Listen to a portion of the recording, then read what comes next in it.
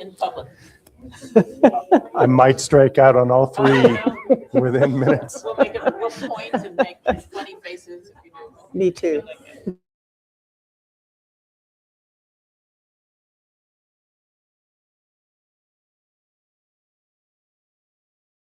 All right, I'm giving it 2 more minutes because that's as late as I go. Yeah, and we've got people waiting virtually. Oh, hello, virtual world. Well, Tommy, Oh, there's a come in. camera. So is virtual world that camera? You Yes. just look there? Okay. Yes. Does it zoom in or is it? It's pretty good. Yeah. Yeah. Make sure it shows your good side. See my new hearing aids? There you Or go. my old ones. Or her old ones? All right, I think we'll start. Good afternoon. Welcome to Who Knew, an adventure in the Jewish experience. And our program is sponsored in part by Jewish Nevada. And our thanks to the Temple Sinai Board of Directors for their support of the program as well. Some of you have been with us before, some of you are new. We'll have a conversation which will be led today by Rabbi Myra Seufer. I was going to say Moyer Sofer. Yeah, well, So there you go. And Rabbi Seufer is here today, and we really thank her for her time. Rabbi Benjamin Zober is at a conference in D.C. And thank you so much for being able to coordinate and put this all together today. And our president, Tova Ramos, thank you, and our board of directors for making all of this possible. If you haven't been with us before, Rabbi Seufer will be having a conversation with our guests, and then we'll have Q&A, and we'll be followed by refreshments. And today we've got special refreshments to help celebrate Hanukkah. Okay, and I want to welcome Jane Grossman, who's a longtime member of our synagogue and has been forever active on social action and all kinds of community involvement. And Brian Beffort from Washoe County is our sustainability manager. And there really is a connection between sustainability and our environment and Hanukkah, because our oil was for 1 day and it lasted for 8. We sustained it. So there's definitely a connection to be made today, which Rabbi Seufer will be making with our guests. And I will turn it over to Rabbi Seufer. Thank you. So I just want to add a word that Rabbi Ben is at a weekend in D.C. It's called the Consultation on Conscience, and it's sponsored by the Religious Action Center, which is Reform Judaism's social justice advocacy on the Hill group. So he should come back in keeping with the theme of this year's Who Newses. He should come back with even more energy and ideas and all kinds of things about getting out in the universe and making the world better. Before we get started, though, before we turn to the program, I don't know how we could start today without acknowledging that there's just been, this is a holiday where we bring in light, and there has just been an extraordinary amount of darkness, particularly deaths in the past few days. So I'm thinking about those who died at Brown University. And then I'm also, of course, thinking very specifically as a Jew about the multiple murders at Bondi Beach in Australia this morning that were clearly just rank anti-Semitism. So I think we need to take just a moment, maybe to just silently send some thoughts of memory for those who have lost their lives. And maybe also in that moment, it's a lot to do in a moment. We'll have to do a lot more when we leave here. But to see if we can, dig down to some place of strength for ourselves. It's hard to be strong. It's hard to keep faith when the world does those horrible kinds of things. And that's precisely what Hanukkah is about, lighting light, bringing light into a world that's dark. So maybe we can think about ways that we can do that. Certainly standing up proudly as Jews is going to be the first, and putting our menorahs in the window. But for all of us, and we're going to hear some more ways in a minute. So let's just take a couple moments silently for memory and also to sort of dig for our own strength.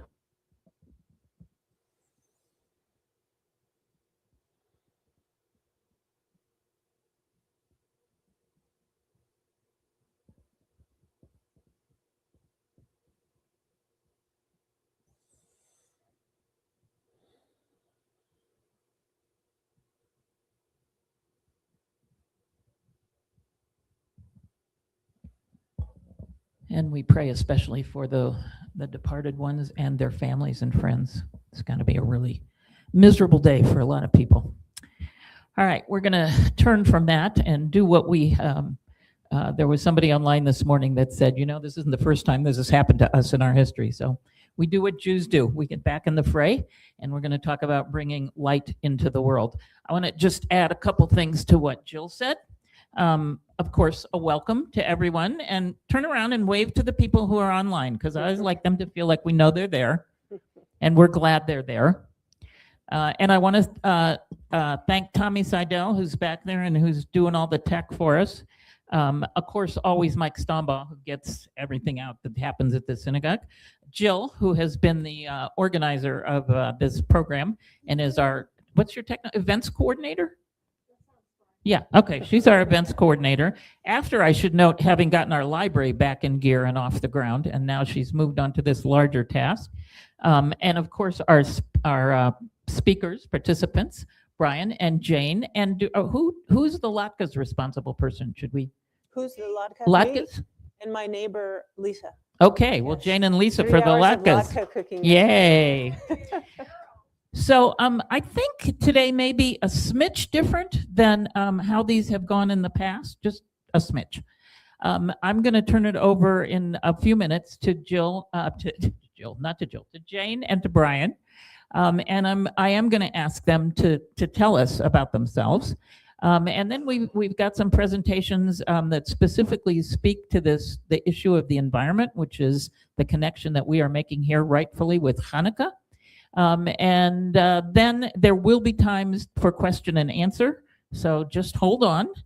Do not despair. You're going to hear a lot from us, but then we will really open it up. And there also will eventually, and not so eventually, be some really practical ideas for what it is we can do. So if you're feeling like this is nice concepts and a little overwhelming, but what am I supposed to do? Hang on for that, and we will get there. So the first thing that I would like to do is to turn to Jane and to Brian. First, we'll go with Jane. And I'm going to ask them for just to tell us about themselves, some autobiography. Some of us know Jane, probably very few of us know Brian.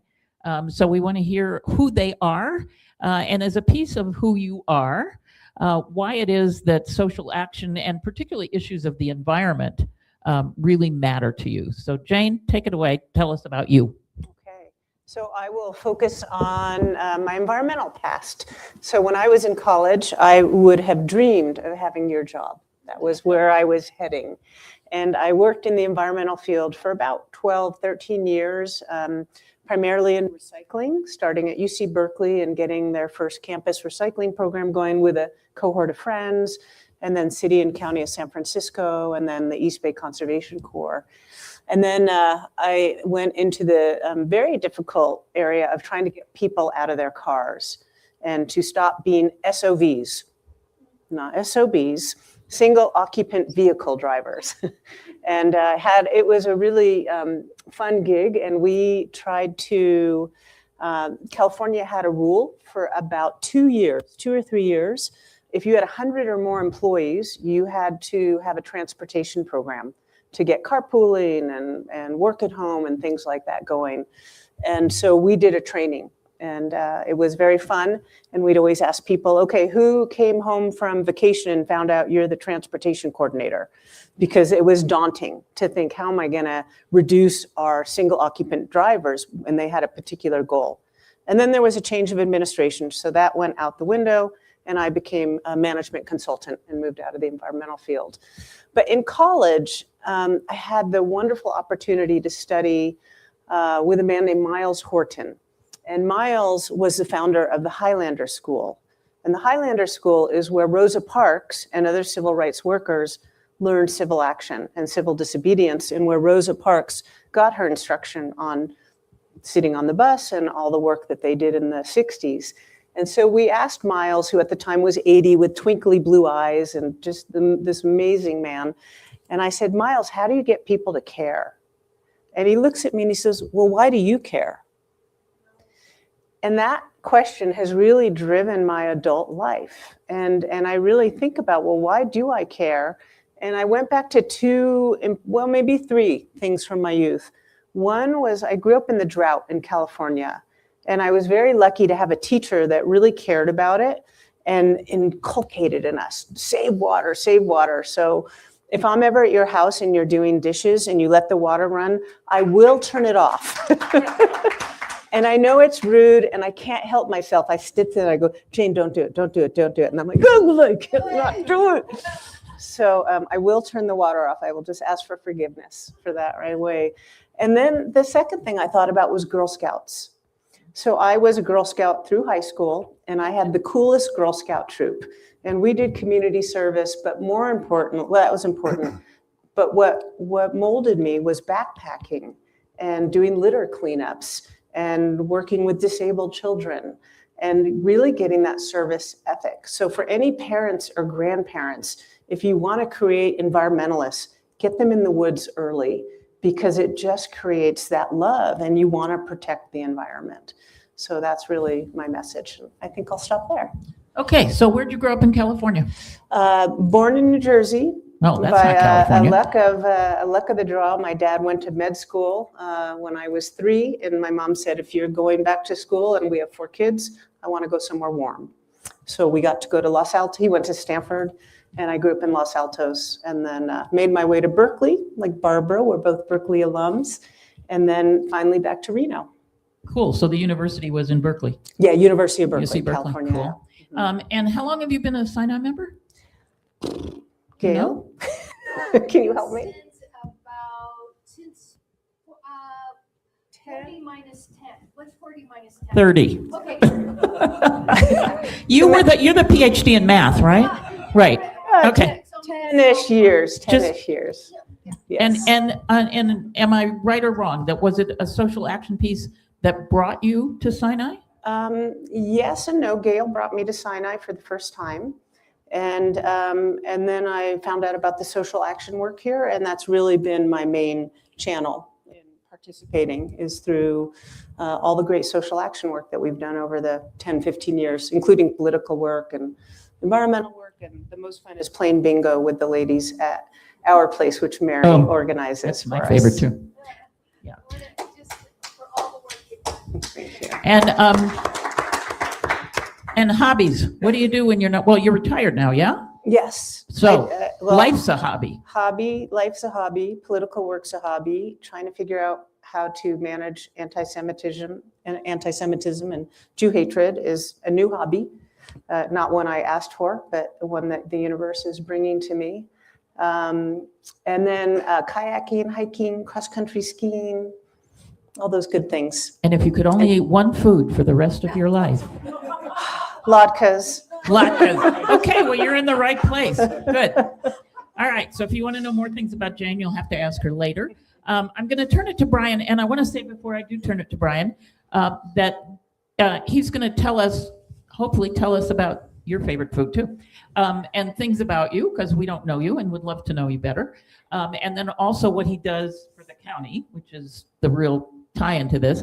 But he's going to do that piece a little briefly, because we're going to come back to it in a bit after we do a little Jewish talking.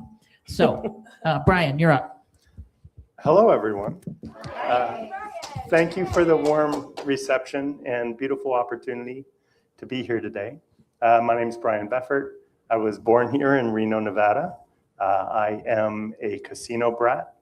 Both of my parents were dealers in casinos at the lake and all over.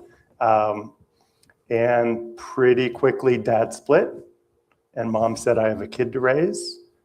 So she moved me back down to the Bay Area in California, where she grew up. Grew up down in Marin County.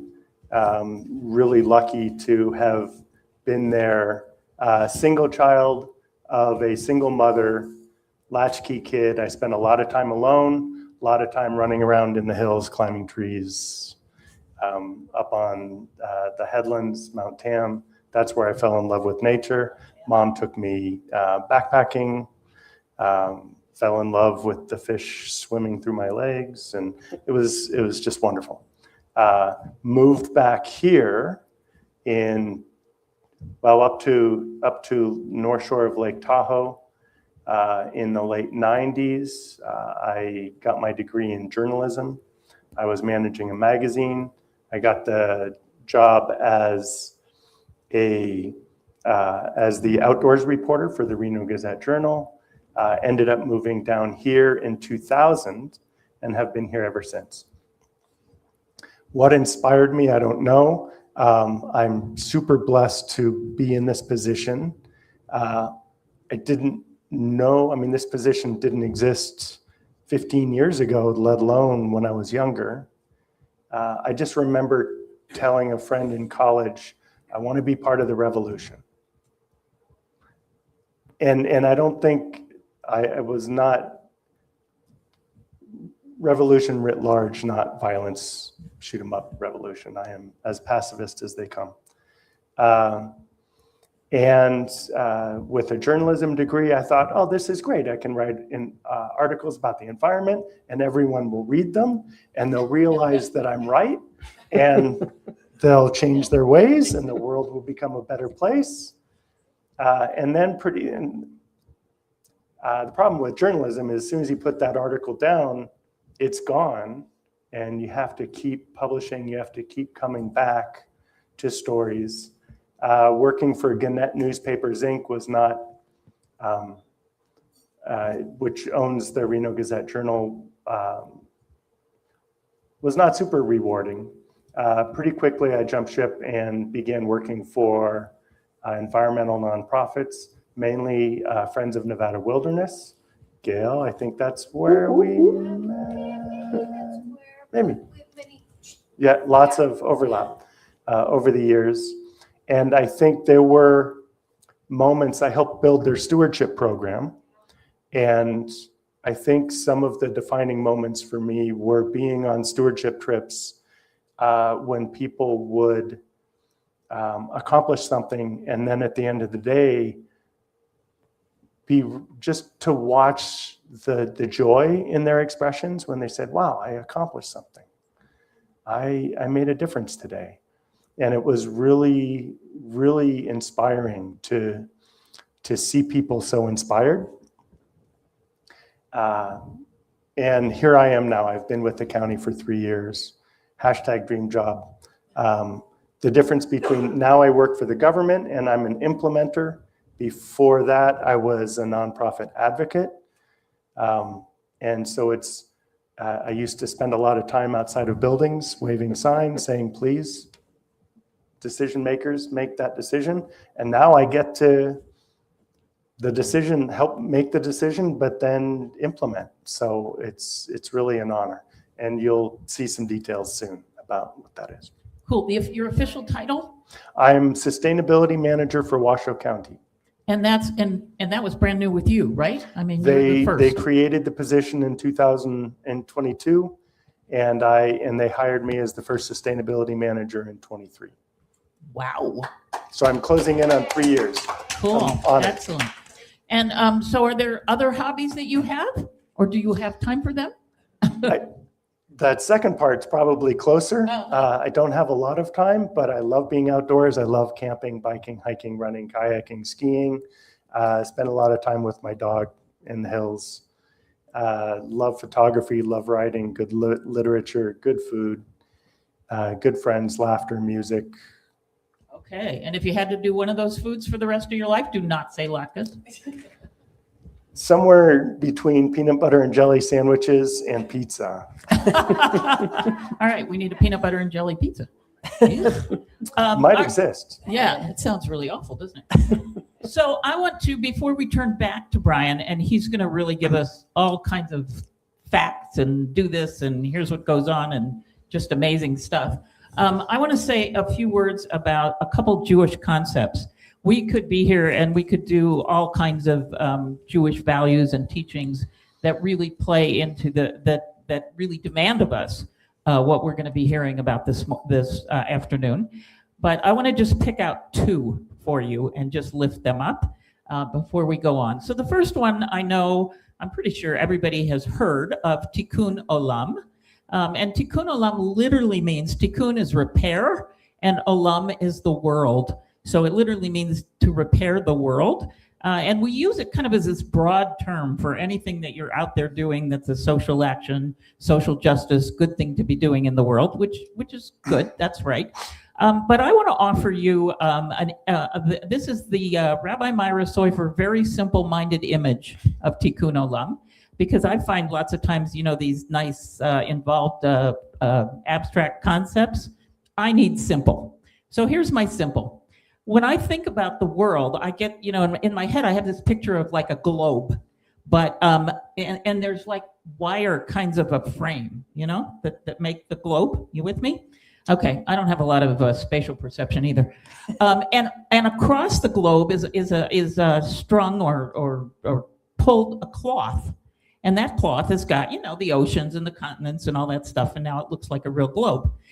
So it doesn't take a whole lot of imagination or much else to understand that if there's rips in that cloth, if there's tears in the cloth, that whole globe is in a lot of danger. And we who are on it, we're the stitches, right, are in a lot of danger. And that's really how we perceive when there's an injustice in the world, or certainly when we destroy our world, that's what happens, that there's a tear in the fabric of that, of the world. And again, it doesn't take a whole lot to imagine that if there's too many tears, and if they're too big, and if they're not repaired, the whole cloth falls off and we go with it. And I offer that image just to say that we can talk about all the ethics, and it sounds, very, very nice and good and kind of highfalutin. But I also want us to, this is literally a matter of survival for us. That fabric gets torn too badly, we're all out of here. And so I offer you the Myra Seufer simple-minded image of Tikkun Olam. And the second Jewish value that I want to lift up for you is something called Bal Tashchit, which I imagine is less familiar to most folks here. And I have my notes so that I can get all my verses right. Bal Tashchit, it means do not destroy, is what the Hebrew literally means. And it comes from Deuteronomy chapter 20, verses 19 through 20. And it's not immediately going to sound like it applies, but hang with me for a second.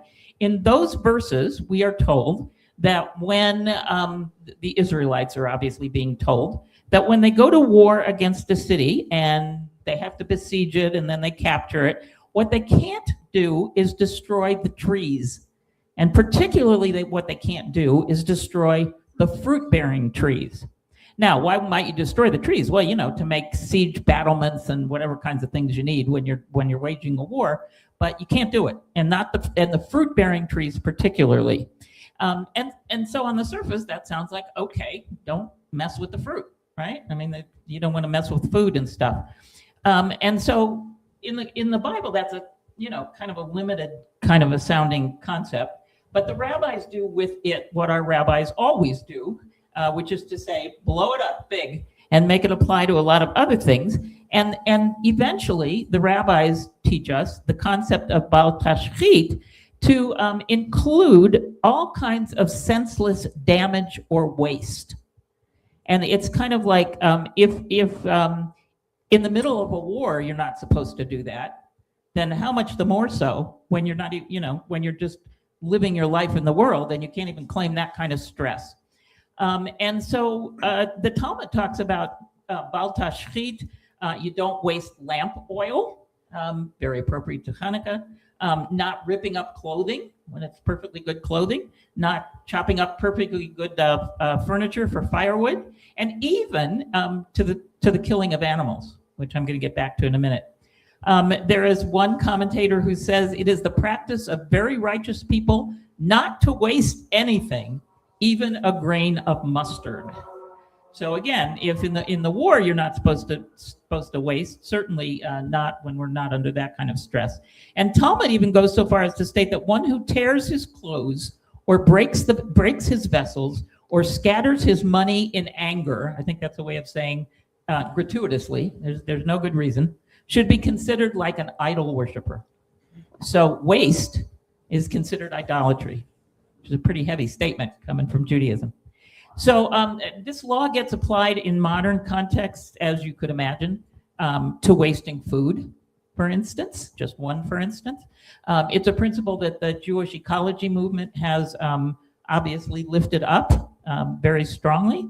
And I'll even go so far, and this is from one who is an unrepentant, I'm sorry to say, but obviously I have some guilt, meat eater, that vegetarians use the principle of Baal Tashchit because of meat requiring so many resources that are then wasted. So it's a principle that, it starts out a lot smaller, but it is enlarged upon, and it's really important in terms of Judaism and ecology and the environmental movement and not wasting. It's one that I have to remind myself of a lot. And we probably all do because, we live lives that are in some ways too privileged. So I want to turn it back to Brian, but I want to say something in a minute. Brian is not Jewish. And when he got this assignment, or when he agreed to come here, he just, I'm in awe. He's ready for his bar mitzvah now. He dug into all the Jewish sources and came up with all this Jewish stuff. So I want to throw it back to you for your PowerPoint. But I think if you want to throw in some of the Jewish ethics that you learned about that you also think apply, go for it. Thank you very much. It's an honor.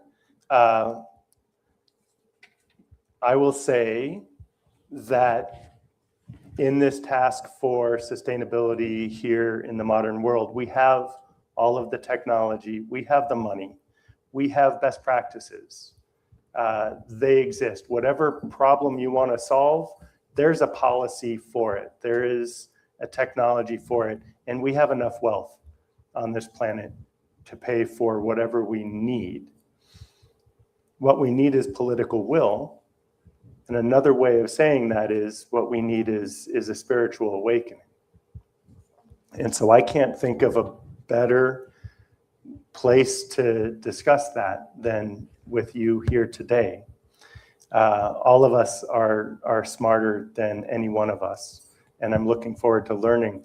And I've really appreciated being able to learn Tikkun Olam, and I apologize for mispronouncing it, the Baal Tashchit. You got it? That's good. In addition, there is one other concept, maybe two, but one other concept that I came across, Kavanah, mindfulness, and we'll come into this. And all of these terms can and will apply if you choose to apply them as we discuss and as you move forward with your lives. I'm going to try to do this presentation sitting down, but I get excited and I might have to run around. But first,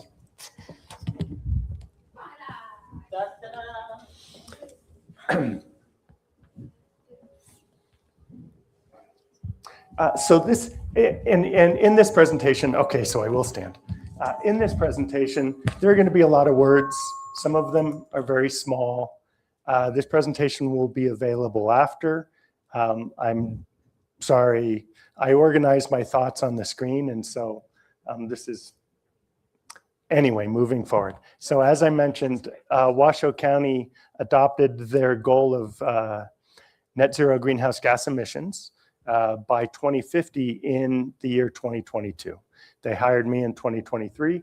All of these are some of the policies that are in place or have been in place to support this work at the county and at the state level on the right side. And every day we think about our mission to provide and sustain a safe, secure, and healthy community. And my goal is to achieve those. Why does this matter? Some people, well, we have weather impacts that are getting worse as the climate warms. And fires and floods and smoke and atmospheric rivers, that wasn't even a term 5 years ago. And now suddenly they come back every winter. And we're naming our storms now, blackouts, we have high energy bills, and just uncertainty all around. And whoops, as you probably know, we live in the fastest warming metropolitan area in the United States. It's not the hottest. We're not Vegas, we're not Phoenix, but temperatures in Reno have raised faster than in any other city in the United States. That's been measured. They haven't measured every city, but over 150, I think.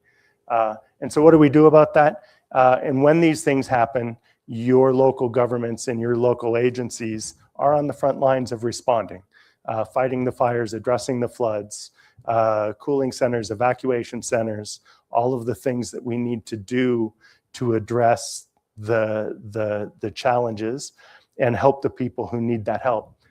Thank you, taxpayers, for paying that. And so if we can address these problems, we can not only, so I think about, people think about sustainability as an environmental thing, but really it's, I measure my work by a triple bottom line. It's the environment, but it's also public health and people and just general well-being and our economy. And all of these things should improve if we can think more sustainably, honoring these terms that the rabbi has mentioned today.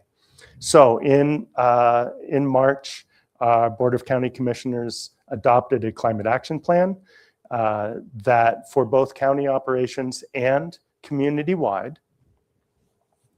And it contains 126 actions across 4 main buckets of work. The first one is just alignment, and really that's policy, that's leadership, that's consensus. And thank you, that's the reason, part of the reason why I'm here today is so we can all build that consensus, and because if we all push together in the same direction, it's better than pushing in 100 different directions. Sustainable land use, how do we care for the lands and the rivers that care for us? Reducing emissions at the source is really buildings and transportation and our waste stream. We'll get to all of that. And then produce cleaner energy when we can. These are some pie charts of emissions. Last year we conducted an inventory of greenhouse gas emissions. Both on the left would be operational emissions from the county. So I have 3,100 co-workers at the county, 26 different departments, everything from the sheriff's office to the libraries to the courts, foster system, roads, maintenance, I'm sure there's more, a few parks. And then on the right side are community-wide emissions from all sources. Everybody driving, everybody heating their homes, all the industrial processes within Washoe County. And what you can see here is in the orange, all of our buildings. In the blue, all of the people driving to and from all of our buildings, right? And those are really the main buckets. People talk to me a lot about compost, and I love it, and we're working on it, but it's right here, right? It's part of that 2% of emissions, but emissions aren't everything. They're just one way of looking at things. And ultimately, sustainability is a proxy. And if we're talking about greenhouse gas emissions, really we're talking about the things that we would like to change, to heal, to mend those tears. And greenhouse gas emissions are just indicators.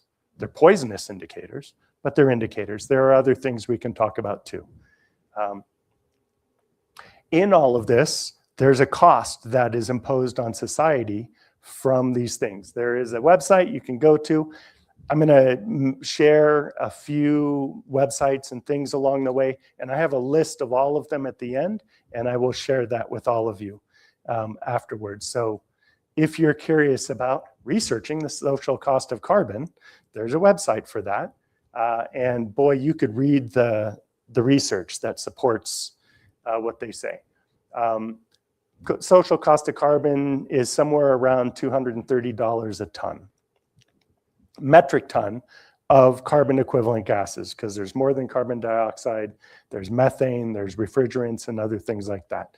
Happy to dive into all the details if you get curious, but I'll try to keep it light. So if we go back to this pie chart, the cost, the impact of these emissions from your county operations equates to about $6 million a year that come in the form of your energy bills or asthma cases at the hospital or emergency response for all of these weather-related disasters. And statewide, the countywide impacts from all of us is more than $1 billion a year of impacts just from climate change. And that's locally. That's not sea level rise. That's not mangroves, right? That's right here in town. And I know, it's staggering. I don't understand what you just said. Did you say that again? The cost of. So there's a financial impact. This is just the cost of running of what we all spend. Basically, it's climate change, right? It's the emissions that every ton of carbon and these toxic gases that we emit when you turn on your car, when you fire up your furnace, when you throw away something that, right, there are impacts. The official term is negative externalities, right? So when you buy that lovely soda in a single-use plastic bottle and you buy it for $1.49, you drink it, you throw it away. There are costs that come with that were not reflected in the price tag, right? The cost to whoever lived downwind of the oil field or downstream of that oil field, the costs to manufacture and the emissions that came out of their manufacturing, the emissions that came from driving that Fiji water. Let's talk about Fiji water, bottled in the South Pacific somewhere, put in plastic bottles, put on a boat to ship here to this watershed where we have really nice water, some excellent water. You don't need to drink bottled water here. But we can buy it from Fiji. And there are costs that are imposed on the planet, on the health of the planet, on the health of people from the manufacture and sale and throwing away. Like I said, it's a proxy. And there are emissions. So that bottle is a fossil fuel product. And the shipping is a fossil fuel intensive thing. We could say the same thing about beef. About $1,500 for a pound of beef, just in terms of the costs. There's a lot. I'd be happy to share more, but trying to grapple, and that's something that we're having trouble with at the county, trying to grapple with the costs and the values. So the good news is, if we can reduce these emissions, every ton of toxic gases that we reduce means we're costing our county less, that much less impact. And ultimately, hopefully, things will improve. Since I joined the county nearly 3 years ago, I wrote $8 million worth of grants for various different department programs. Community forestry, some grant for EV chargers, solar. We've lost a grant for solar arrays. We lost a composting grant. They just disappeared. I work for a nonpartisan organization, but it's Trump. That feeds into stuff. So how do we move forward in making the changes we need to do? And like I said, if we had the money, we could move faster. But how do we move quickly wherever we can? One concept is just conservation and energy efficiency. Rather than putting solar panels on your roof, which these are beautiful, or before you put solar panels on your roof, before you buy a heat pump that is more efficient to heat and cool your house, maybe make sure that your house is well insulated. So it's using energy efficiently before you buy technology to power wasteful use of energy to heat. And we were able to do that. It's easier to build and efficient building. And we're doing that with West Hills Hospital, which is now Washoe County Behavioral Health, but West Hills is easier to say, so I'm just going to keep saying it. And our new tuberculosis clinic down near our 9th Street complex are all electric. No fossil fuels in managing those buildings, and that will pay off. But with the 150 other buildings that we have in our fleet, we have to retrofit. And in some ways it's hard, some ways it's easy. LED switching out. If you haven't switched out your LED light bulbs, that's maybe the first easiest thing you can do. They save 70% of energy and cost. They last a long time, and the payback is wonderful. And also, just I don't know where else to put it, we're also looking at how do we do 4 10-hour workdays instead of 5 8-hour workdays, because if we can close down a building, we can gain some efficiencies, not all. You still have to keep your pipes from freezing and things like that. But there's no silver bullet to climate change. There are silver buckshot. There are 100 things we can do. And all of them could be measurable by tangible metrics. Reducing your energy bills or the county's energy bills, and thank you taxpayers, we care about your money, and so we're trying to use it efficiently.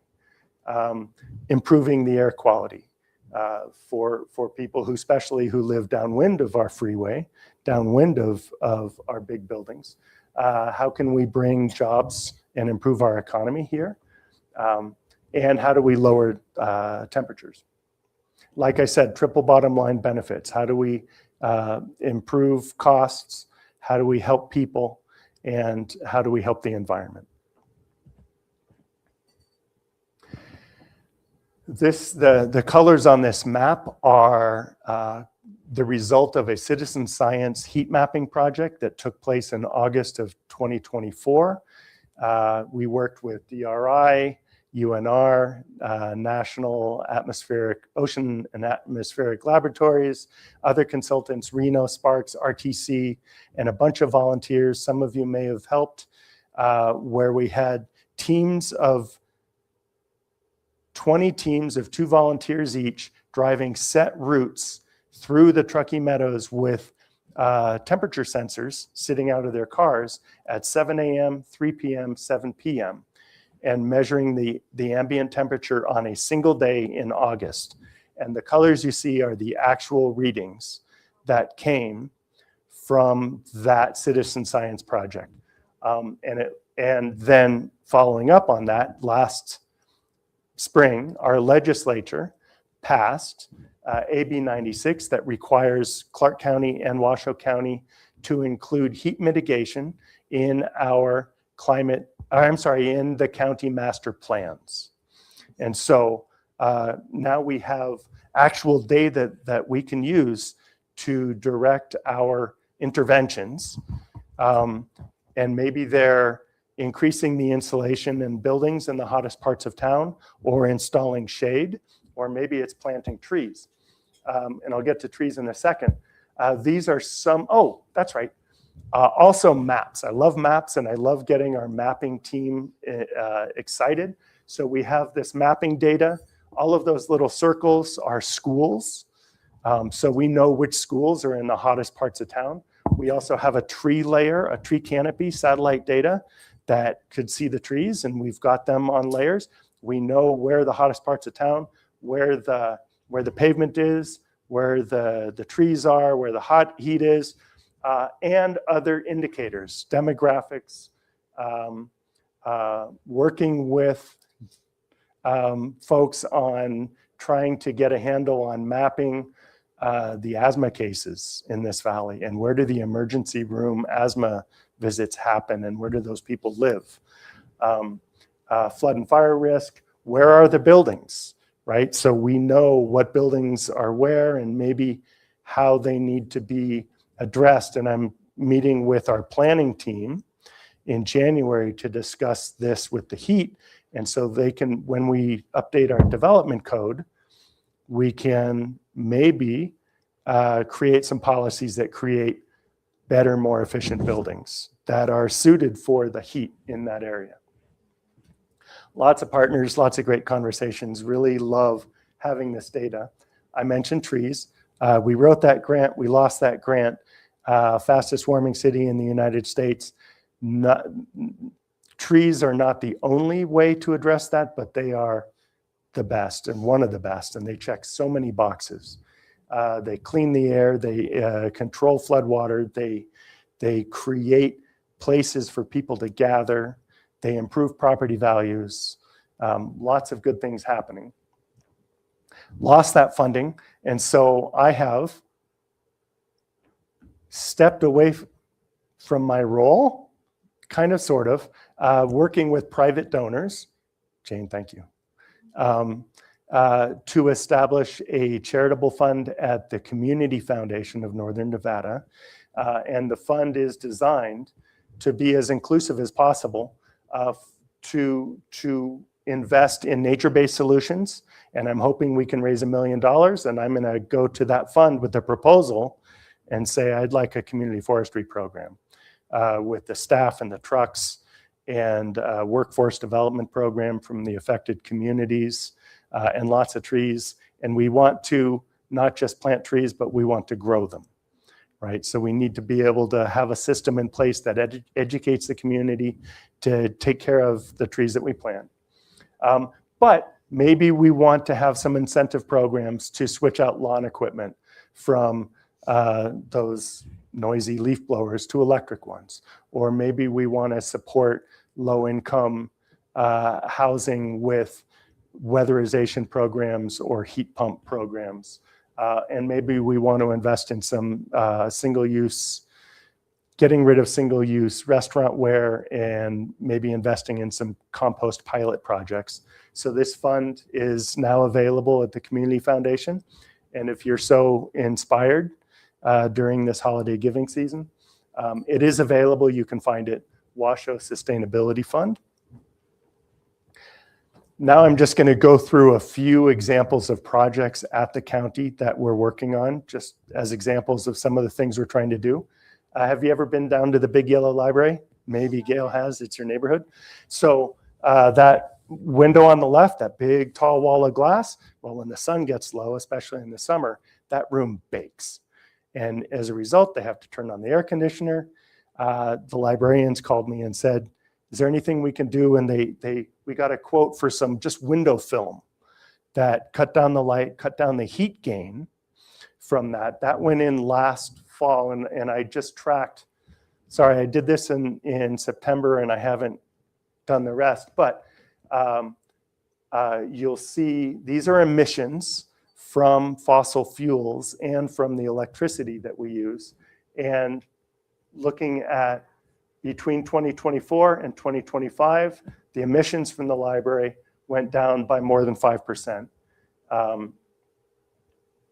And the overall percentage change was nearly 14%.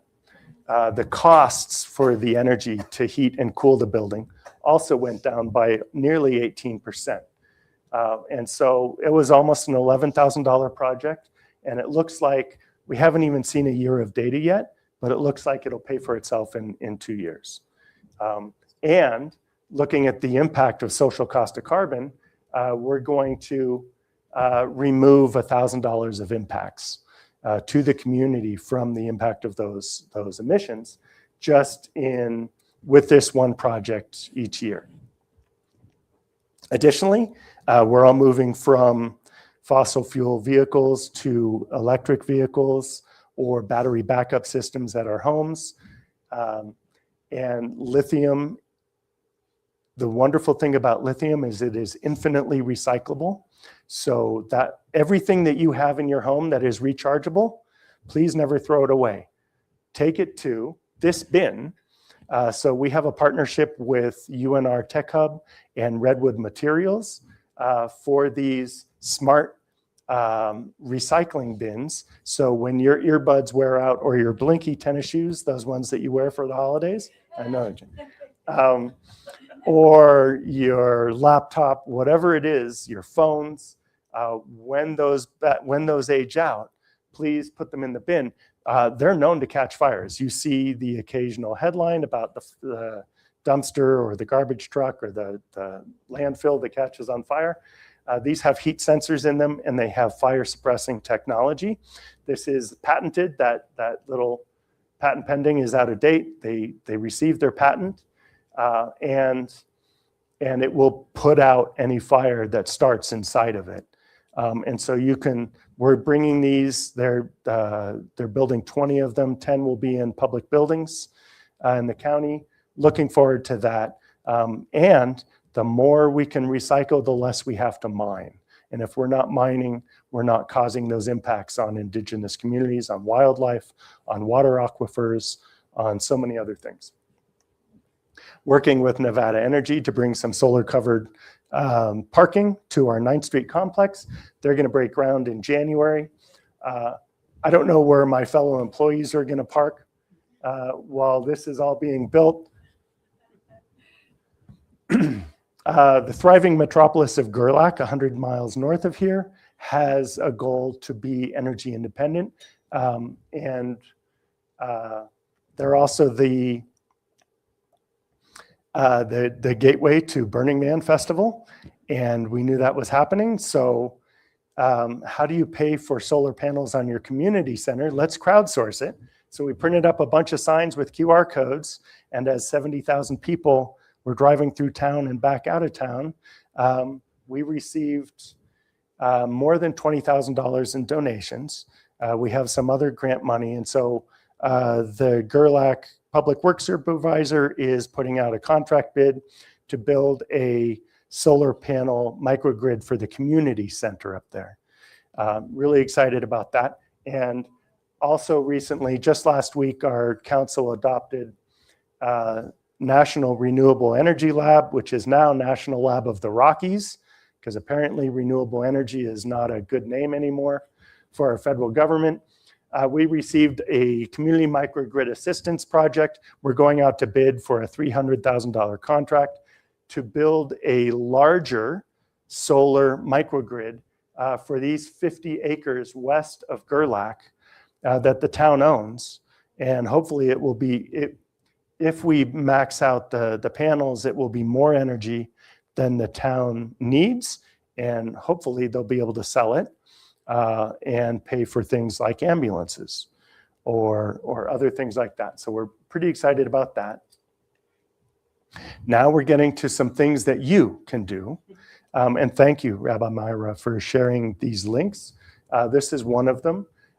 And there's a link when you see it. You could also search it, Greening Hanukkah. Here's the link down below. There are some things that you can do as you observe this holiday that make a difference, right? Disposing of your waste, shopping local, and maybe you could hire Jane and her neighbor to make your latkes. I don't know. Avoiding red meat, supporting farms, laborers, landfill, all of this stuff. There's some really good ideas here. And so this link will come, and it's a lovely little guide. And I want to emphasize shopping local, right? I haven't been to a McDonald's in 40 years because that's not the world I want to live in. One, I don't like the food. I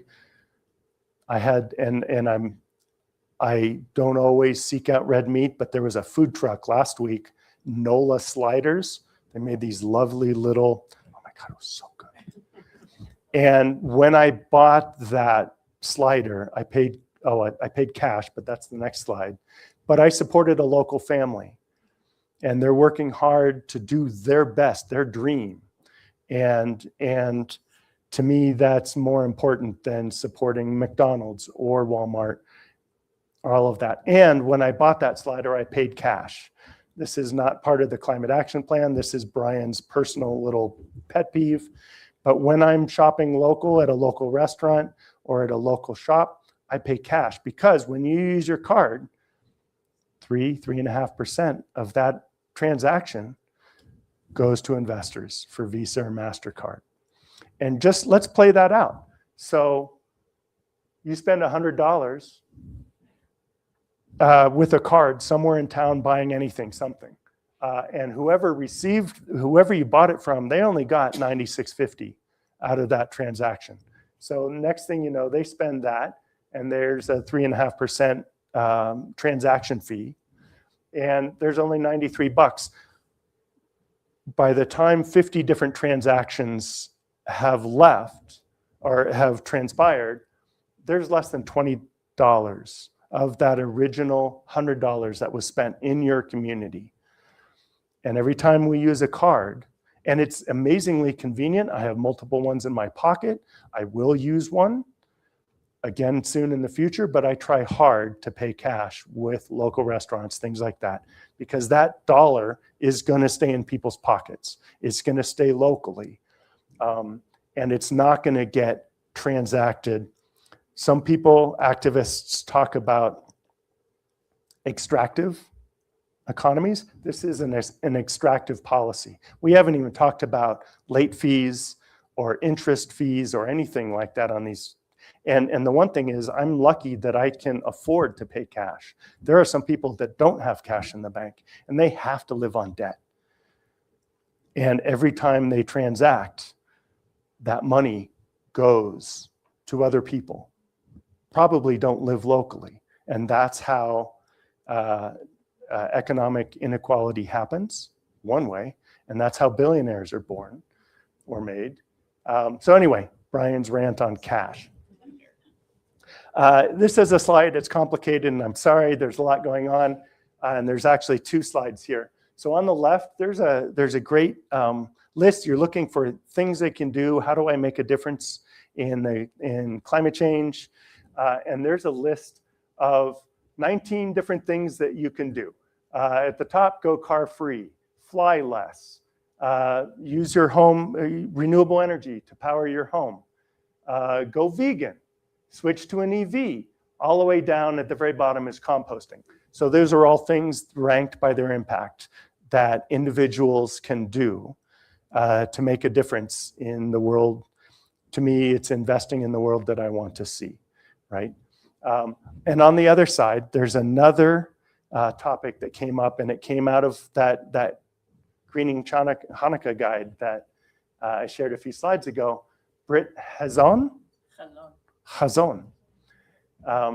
There is a website, there it is right here, that you can look, and it's a guide to personal commitment, things that you can do. And I love the way they lay it out, because it gives you one thing. Like it might say, try composting, and then it gives you some guide to how to compost. And then once you've accomplished that, maybe try something else. Maybe carpool with a friend. I'm making this up. I can't remember what the guide specifically said. But these are all ways you can commit to personal action to make the world a better place. Speaking out,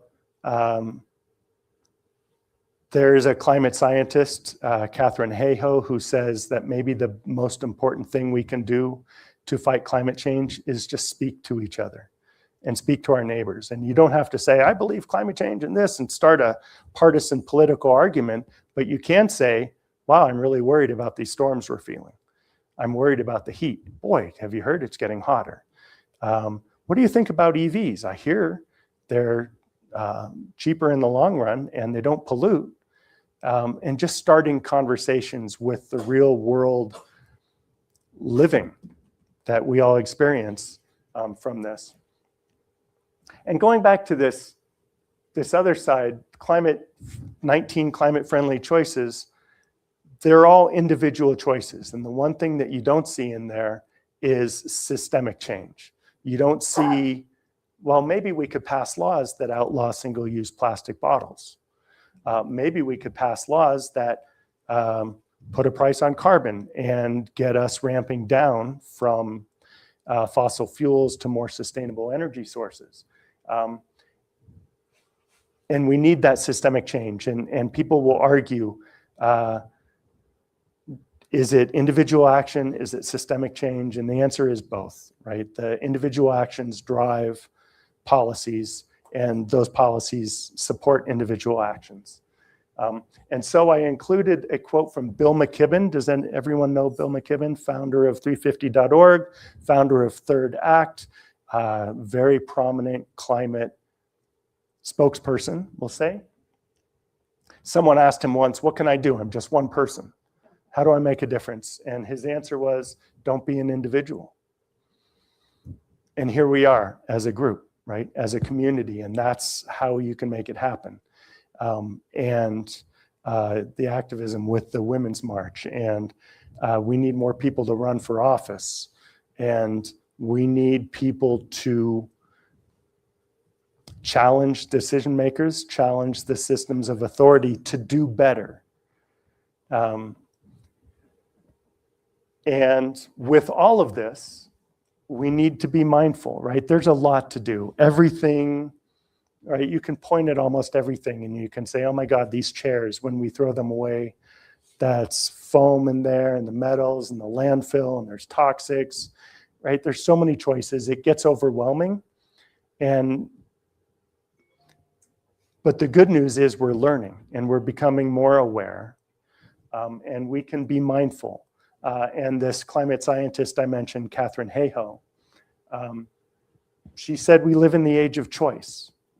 And every single one of us, every day when we get up, every time we choose something to buy, choose something to eat, decide to go somewhere, we make a choice. And we can make a better choice or a worse choice. And those choices add up. And her advice is choose things that give you hope. Don't give up. You can't fix everything. None of us can, but together we can. And so choose something that means something to you. And that's a start, right? And then next day is a new day. There's a more secular guide. That's not the Brit Hazon. There's also Project Drawdown, which is an amazing think tank, and they have quantified the actions that are necessary to reduce greenhouse gases from our atmosphere. Everything from controlling refrigerants to regenerative farming. It's amazing, great book, great website, and they now have a guide, the Shift Guide. And so you can go, and the website's in a couple slides. Whether you're a citizen, a professional, an investor, a consumer, you can take this little interview step and you talk about yourself, you add some information, and then it gives you some guidance on things that you can do to make a difference. A lot of people ask about recycling, so I thought I'd mention recycling. I'm good on time? You're fine. A few more minutes. Yeah. RenoRecycles.com. Waste Management is your recycling company. They actually don't recycle anything. They just move stuff around. They have trucks, they pick it up and they take it to other places. That's what Waste Management does. But they do have a guide to what is recyclable. And so there's lots of things that are accepted in your bin. There are lots of things that are not acceptable in your bin. There are lots of things absolutely not, no dirty diapers or garden hose or things like that. I'm going to give you a hard one. I was at a Hanukkah party last night, and somebody wanted to put that in the recycling bin. Right, and so this is a 1, and technically it's recyclable. You came prepared. So what do we do? Do you put it in the bin? Yes, Yes. yes, yes, and. So it boils Just down. A quick reminder, if you don't talk in the mic, our visitors online can't hear. Oh, so Jane just handed me, you saw, Jane handed me officially a recyclable cup. It's a number 1. What do we do with it? Put it in the bin, especially if it's clean. And that's what this says. 3 basic things, like cardboard is recyclable. 100% recycle your cardboard, break down those boxes first so they're flat, because if they're not flat, they might capture other things that are not recyclable, and then the whole batch gets contaminated. Paper, same thing, keep it clean. And aluminum is infinitely recyclable. Throw those aluminum cans in. There's fancy anti-magnetic electrostatic machines that like separate them. It's pretty cool. And then your plastic, your tubs, your things, all of these numbers, if they're clean, put them in. No food, no contamination. That's for composting, and that's another project. No loose plastic bags or bag recyclables, because the bags don't get broken apart. Best bets, cardboard, aluminum, paper, keep it clean. Those are recyclable, and they will most likely get recycled. Glass is recyclable. We all grew up separating our colors, and they would pick it up and they would recycle it. In this community, glass is too heavy. It's not economic to shift. The only glass recyclers, I think, are in Washington State, and it costs too much to put them on the truck and ship them where they can be recycled. Currently, there's no glass recycling plant here.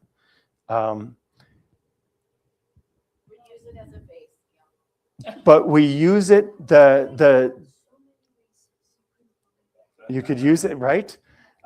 It does get used. The landfill is required to cover the garbage every day, so animals don't get in it, and they do it with glass and with other things. And so ADC, alternative daily cover. Right, I remember. Now I know why you're familiar. Mr. Waste, expert.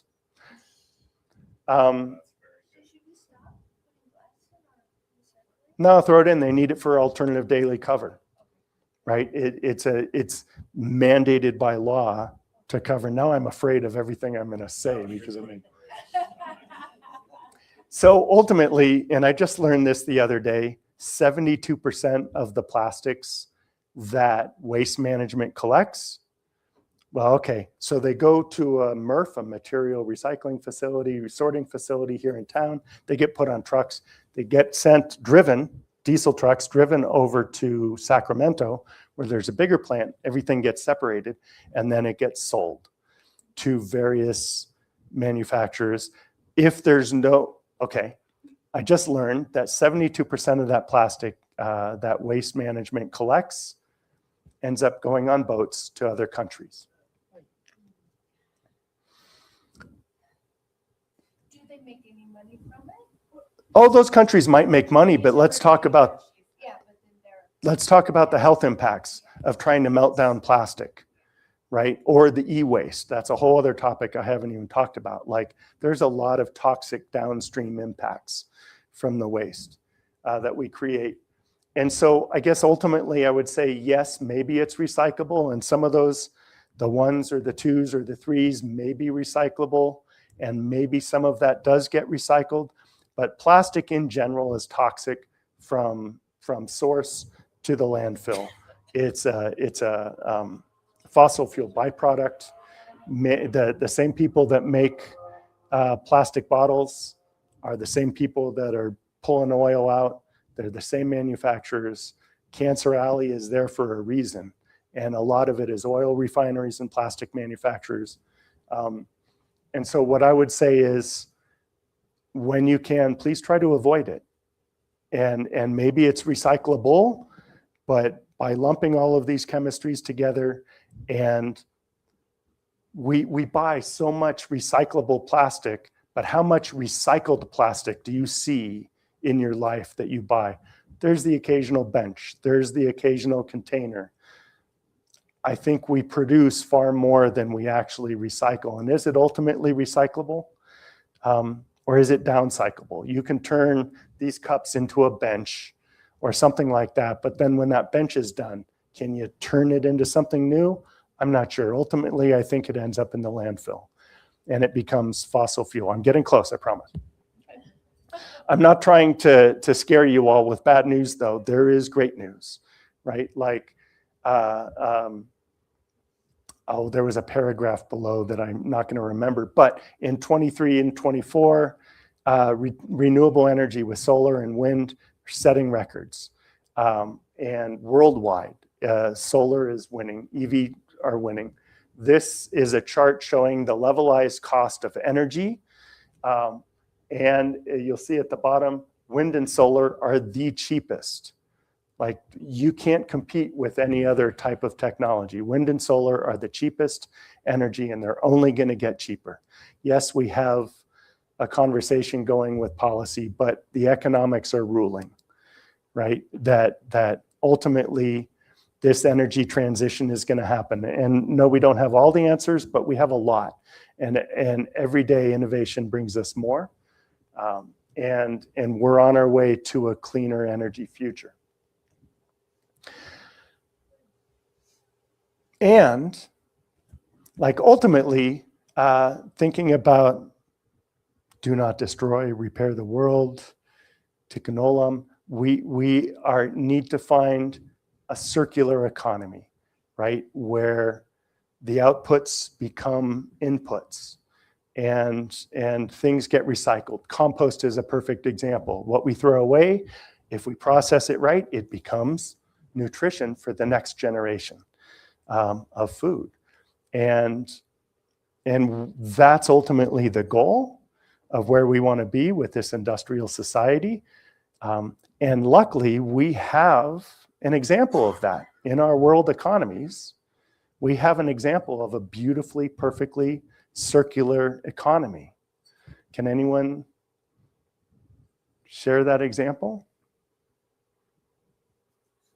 Is it a closed system? Yeah, it's pretty darn closed. Like forests with leaves, deciduous forests. Right? Nature, Nature. right? Every product that nature produces gets recycled and it becomes nutrition for the next generation. And the nature is pretty good at its solar panels, leaves, and it's pretty good at building things. And it's produced many, if not most, of the medicines that we need. Like if we look to nature and if we can find,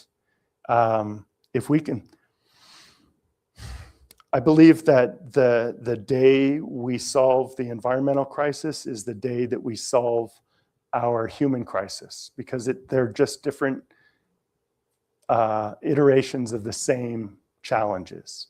It's building right relationships with each other and with our planet, and we'll get there.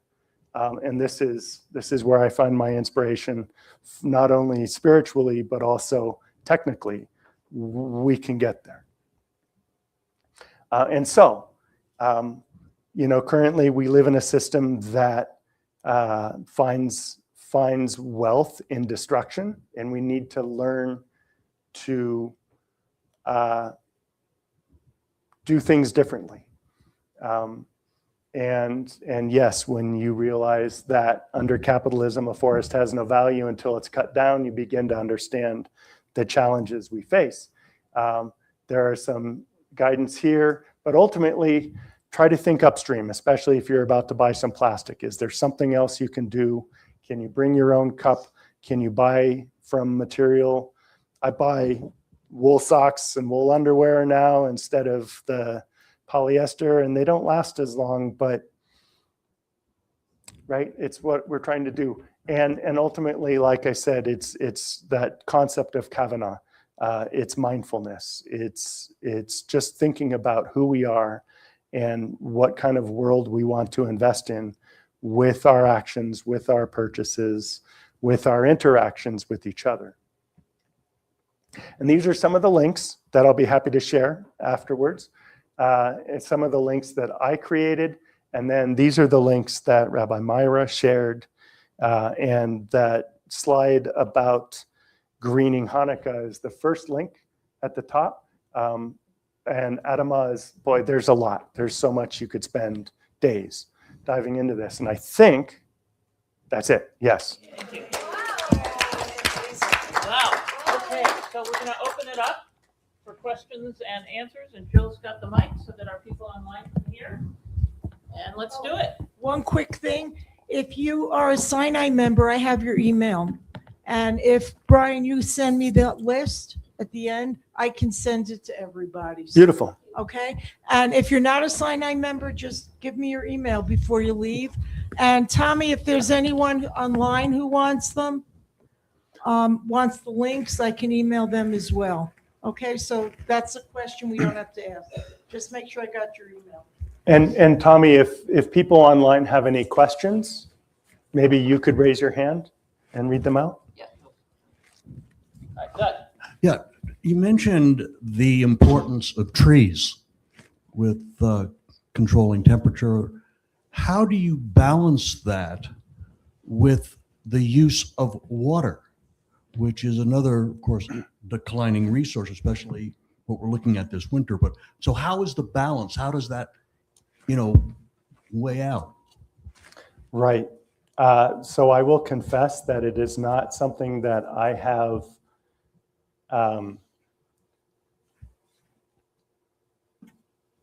answered for sure.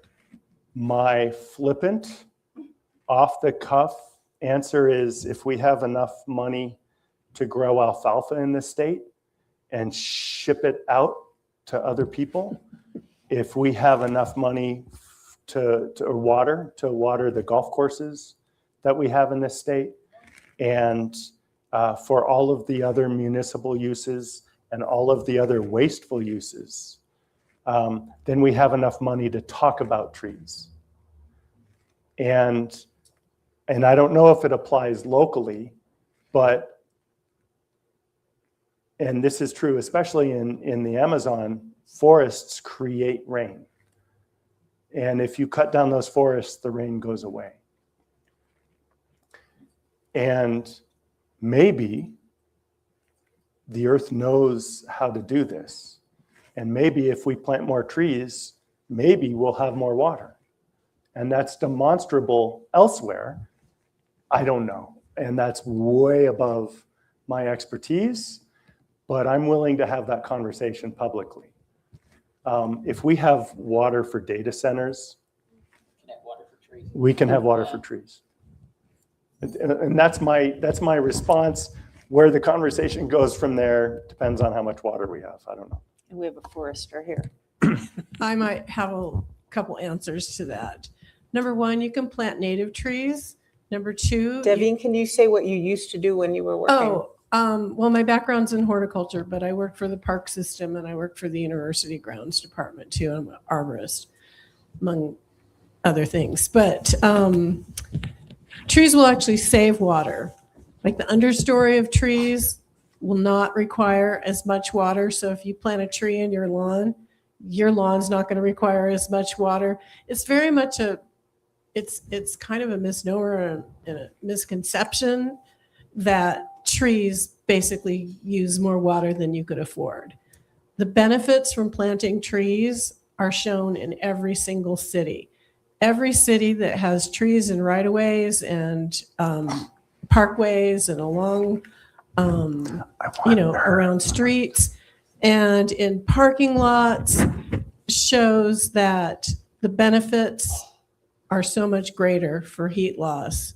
So what happened in Vegas was really kind of a crime because, and I used to live there too, because they made these incentives for everybody to get rid of their lawns, which I think is great. But most of the trees in Vegas communities were getting watered from lawns.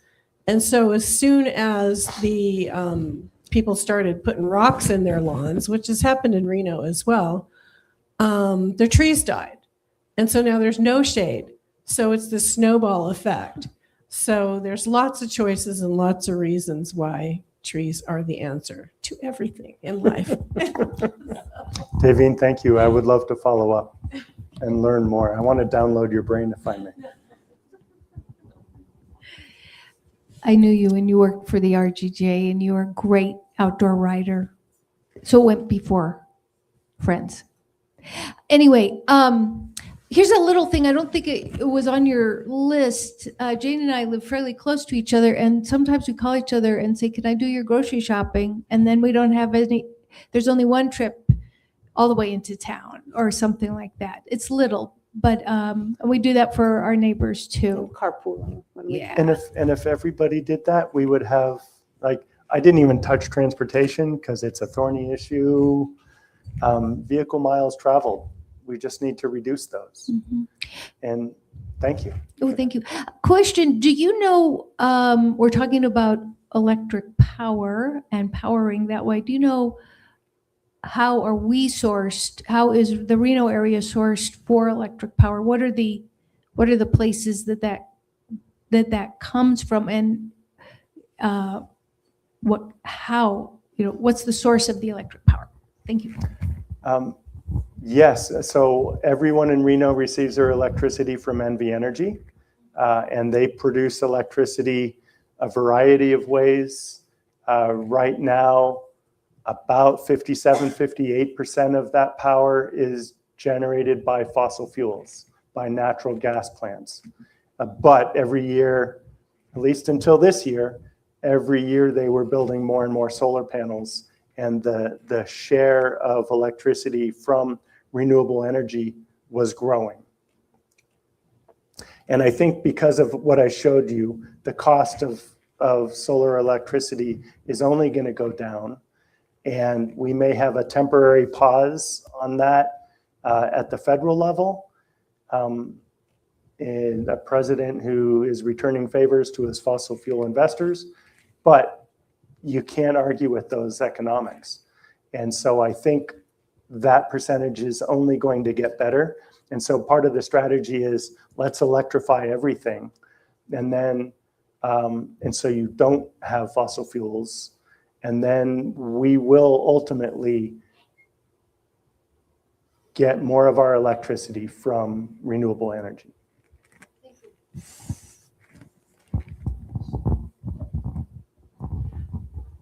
Yeah, this was amazing. I loved it. Why exactly is Reno the fastest growing, fastest heating metropolitan area? I know we need trees, but is it the weather pattern that's changing things? We don't have a ton of huge buildings, but we do have some. But what is it overall that's making it so hot? Right, thank you. And I think that question has come up before, and the answer has been from the researchers behind the data. Our historic temperatures are down at the airport, which is surrounded by a whole bunch of runway. So it's that asphalt that heats up. That might be part of it. But interestingly, two other cities in the top 10, Las Vegas is number 2 for fastest warming, and Boise is in there as well. And so there might be something to do with the Intermountain West. But ultimately, I think it's the amount of asphalt that we have. And maybe it's the nature of the bowl here in the Truckee Meadows, where it just keeps those air masses in place, and maybe a little bit of all of that.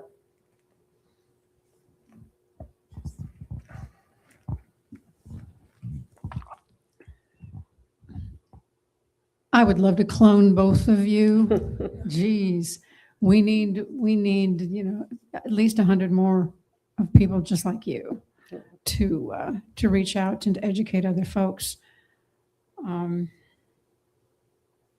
Sorry, as you both know, I'm having some cognitive, so I just forgot what my question was going to be.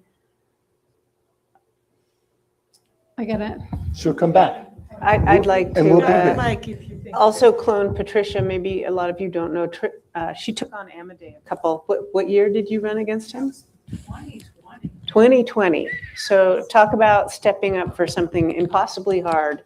She came very close in that race. You'll remember the question and call. And then you'll And- email me. You know how to find us. Was it transportation? Was it energy? Was it compost, trees, individual action? That won't help. Yeah. Thank you. Thank you. Boy, yeah, it's been challenging. Within the slides that you put on, I got some of the photographs, screenshots of that.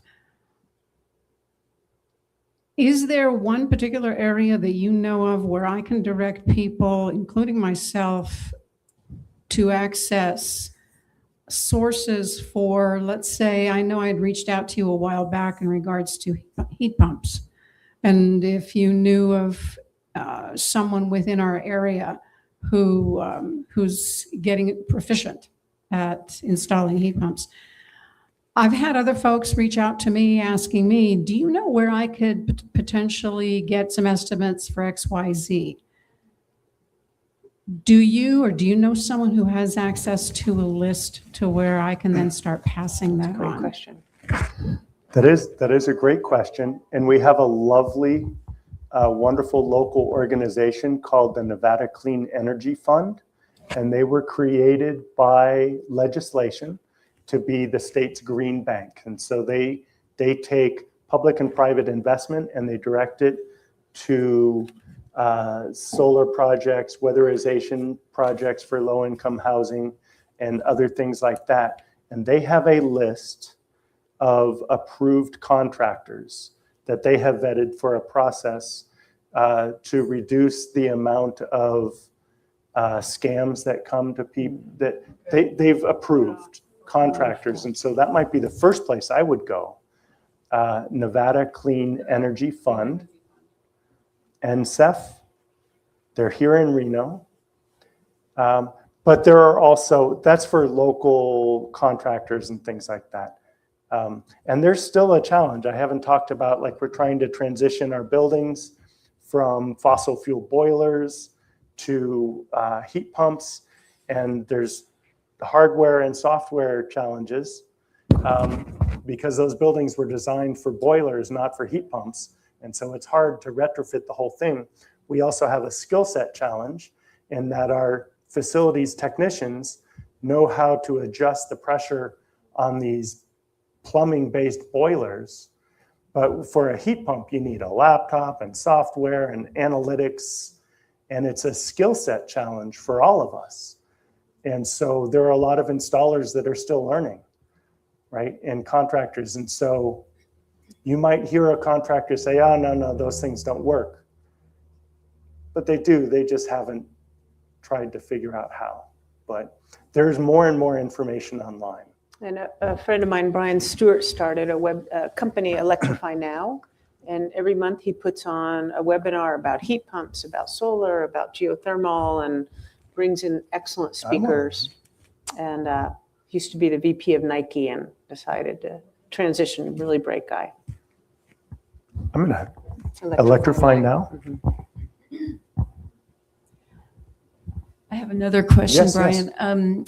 I too came from Marin County where we had a green can along with our trash can and our recycle can. And the green can, we put all our yard waste in and compost that we all stored on our kitchen. So what is the effect of having the yard waste going into our landfills? Does it help or hurt? Or, I mean, I understand why we want to have a green can and use that for composting and use all over, whatever. But is it real bad for the landfill to have the green waste in it too? There are two aspects to that. One, the landfill does produce methane, right? When that green waste and other organic waste, which is the largest percentage of our waste, that's a whole other presentation. When it degrades, it creates methane. And the waste management is trying to capture that methane and use it in their trucks. So could be good, but ultimately we also live in the desert and we live in a food desert and we have food insecurity here in town. There are kids near here who don't know where their next meal is coming. And if we want to be climate resilient, and that term resiliency is a whole other topic of conversation, how can we be prepared as a community to withstand the shocks?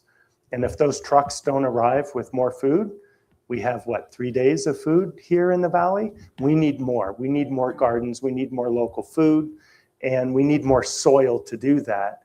And so I would prefer to capture all that green waste, compost it, and create soil so we can expand our community garden network.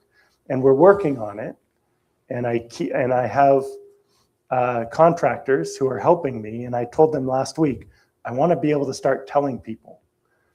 I want to be able to point to a project. And we're working on some pilot projects with local nonprofit farms and with the farmers market and things like that. So fingers crossed, you'll start seeing more composting initiatives. I would also say compost in your yard as much as possible. That's something that you can do. And I have fun playing with my composter.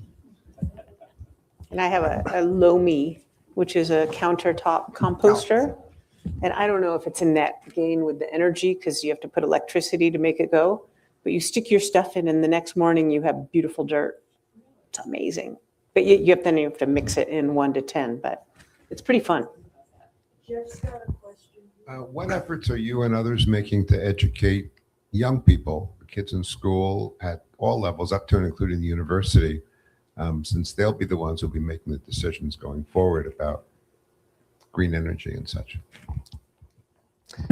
Thank you for that. I have been a guest lecturer at a few university classes, supply chain management, and then there is a urban sustainability class that I'll be speaking at in the spring, and that's a few students. I have a dream that what I think we need here locally is a project to support, like all of the high schools and some of the elementary schools have sustainability clubs where extracurricular, where the students gather and they learn to do recycling or composting or other projects. And I would love to hire a local staff member to support those clubs, to reach out to at the beginning of each school year and say, hey, sustainability clubs, let's get together and let's talk strategy. So you don't have to figure it out from the beginning all yourself each year. And maybe there could be a prize or something like that, and provide that community support to educate the kids more broadly. That's just a dream of mine. Washoe Sustainability Fund is where I would fund it. And so if you're so inclined and you have the money, it wouldn't cost much. I've talked about it with Keep Truckee Meadows Beautiful. With the disappearance of federal funding and we lost AmeriCorps and some other things like that, it's a challenging time, but 100%, sir, that's what we need to do. And that's just one take. But I think everybody can talk to their kids and their neighbors. Pay a local kid to compost for you so you don't have to. Mow my lawn. Anyway, I'll start rambling. And Jeff started our Adopt a Park program, so we're part of Truckee Meadows Beautiful. And he Love and it. his Thank wife do it when the rest of us don't show up. And what park is that? Northwest Park, about 2 blocks from here. I love that. Thank you. You can join us next time. Tommy, do we have questions from online? No? Okay. And I'll just throw this in because it's my latest thing and I'll probably have people on me immediately. I'm looking at human composting for when I die. Yeah. Because we need to look at the carbon footprint. I think a lot of people in the Jewish community have moved away from burials, which is traditionally what we're supposed to do, halachically, which none of us are halachic Jews in here, I suspect. But cremation has a horrible carbon footprint. Horrible carbon footprint. So it's something to consider, and I have resources on that if anybody's interested. I, who do not eat salad, will become salad in my passing. Okay, so are we ready to move and go light some candles and have some latkes? Yeah, just a couple of quick things before we finish. Again, I want to thank Rabbi Seufer and Jane. Thank you. You know, Jane and I spoke about 8 months ago, I think it was, and I had spoken with Rabbi Ben about what our year of Who Knew would look like. And I said, you know, Hanukkah, let's talk about conserving, because that's what the holiday is about also. And I said, I know who to call. And it was Jane Grossman. And I said, I know who to call. And that's right. And that's exactly what happened. And Jane said, I know who to call. So we really wouldn't be sitting here today without you. So thank you for the connection. And Brian, thank you so much for taking your Sunday afternoon to It's an be with honor. us Thank you. and to learn about us, to even All this attend stuff. today. So thank Yeah. you so much. Tommy, thank you for being there for us virtually and for all the tech in the room. And earlier I had thanked Jewish Nevada, and during the presentation, the program, Mara was here. Oh, to your It's mouth. not on. No, it's just gotta go to your mouth. You're not No, it's talking. on, it's on. Okay, we're back. Okay, and Mara Langer, the Director of Community Engagement, is here right now. And we want to thank Jewish Nevada for helping to fund this program through the entire year, which will go till May 3rd. Our next program is January 25th, and we'll be recognizing International Holocaust Remembrance Day. And Rabbi Ben will be having a conversation with our longtime Sinai member, Judy Schumer. And for those of you who don't know Judy, she who doesn't know Judy?